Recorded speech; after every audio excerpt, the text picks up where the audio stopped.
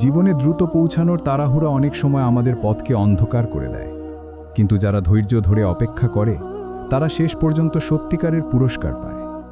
যারা তাড়াহুড়া করে তারা প্রায়শই ভুল দিয়ে সিদ্ধান্তে ফেলে, গুরুত্বপূর্ণ মুহূর্তগুলো হারায়, কিন্তু যারা শান্তভাবে মনোযোগ দিয়ে সময়ের সঙ্গে এগিয়ে যায় তাদের জন্য প্রতিটি পদক্ষেপই গুরুত্বপূর্ণ, প্রতিটি মুহূর্তই শিক্ষা নিয়ে আসে। জীবন আমাদের শেখায় ধৈর্যই মূল চাবিকাঠি। যারা অপেক্ষা করতে জানে তারা পায়, যারা তাড়াহুড়া করে তারা হারায়। সত্যিকারের সাফল্য আসে তখন যখন আমরা সময়কে বন্ধু হিসেবে গ্রহণ করি এবং ধৈর্য ধরে নিজের পথ পাড়ি দিই।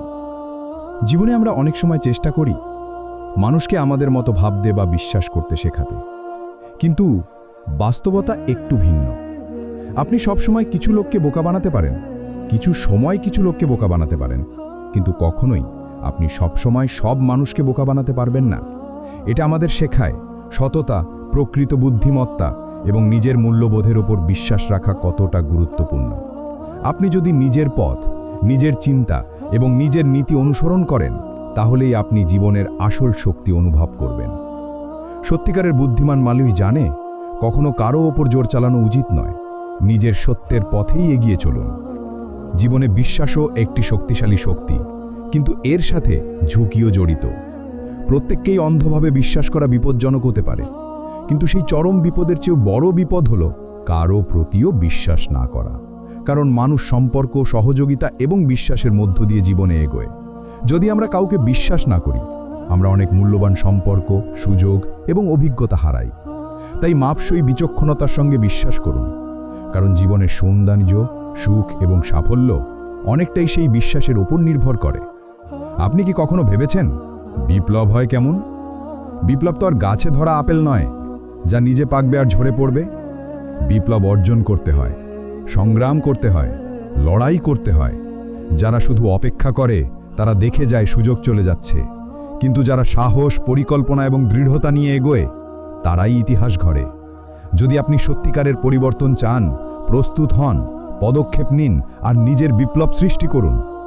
কখনো কখনো জীবনে এমন এক সময় আসে যখন নীরবতা মানে আত্মসমর্পণ, আর মাথা নিচু করা মানে নিজের অস্তিত্ব হারানো। নতজানো হয়ে সারা জীবন বাঁচার চেয়ে আমি এখনই মৃত্যুর জন্য প্রস্তুত। কারণ মরতে সবাই পারে, কিন্তু সম্মান নিয়ে বাঁচা তা শুধু সাহসীদের কাজ। যে মাথা একবার উঠে দাঁড়ায় সত্যের জন্য সে আর কখনো কারো সামনে মাথা নত করে না। আমি বাঁচতে চাই না শুধু নিঃশ্বাস নিয়ে, আমি বাঁচতে চাই স্বাধীনতার চিৎকার নিয়ে। আমরা সবাই চাই সুন্দর দেখতে লাগতে, কিন্তু কখনো কি ভেবেছেন সুন্দর থাকা মানে শুধু মুখ নয়, মনও। প্রতিদিন আমরা চুলে চিরুনি চালাই যেন চুলটা থাকে পরিপাটি, সুন্দর, আকর্ষণীয়, কিন্তু কেউ কি কখনো হৃদয়ে চিরুনি চালায় যেন মনটা থাকে পরিষ্কার, শান্ত, ভালোবাসায় ভরা? চুল এলোমেলো থাকলে আমরা অস্বস্তি বোধ করি, কিন্তু মন যখন বিশৃঙ্খল হয়ে যায় তখনও আমরা হাসি, দেখাই সব ঠিক আছে। এই ভানটাই তো আমাদের ক্লান্ত করে ফেলে। তাই শুধু বাহিরেরটা নয়, প্রতিদিন একটু সময় দিন নিজের ভিতরকেও, কারণ সুন্দর মনই আসল সৌন্দর্য।